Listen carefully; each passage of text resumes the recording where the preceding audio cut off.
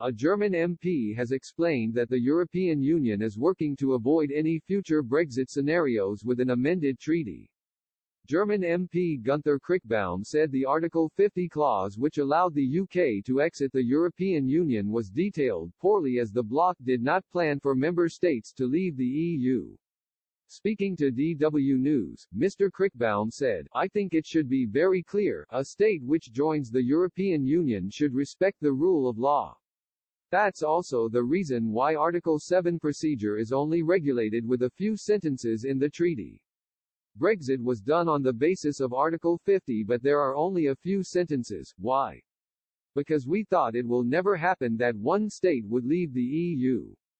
That's the explanation. These rules are poor if you want a treaty, so it was our challenge to develop mechanisms for things which are not normally self-understanding."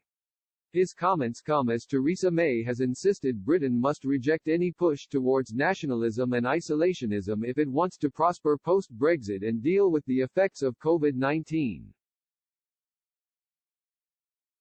The Conservative former Prime Minister also reiterated her criticism of Boris Johnson for cutting the UK's aid and threatening to breach international law over Brexit, warning this risked undermining the government's Global Britain agenda. Her comments came after International Trade Secretary Liz Truss said poorer countries will be offered more generous terms to trade with the UK post-Brexit under a new emerging market scheme. Speaking during a debate on Global Britain, Mrs. May said, "We need to move away from the world of strong men facing up to each other. We need to find more ways in which we can work with those who share our values because those values are under threat and we need to work together to protect them. Global Britain has that position this year that enables us to do this. But in order to do this, we need to live our values ourselves.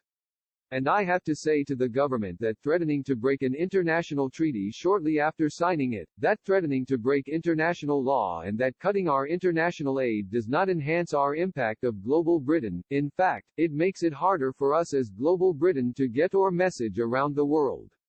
We have been respected because of our 0.7%. Respected because of what we do, not just because we're British.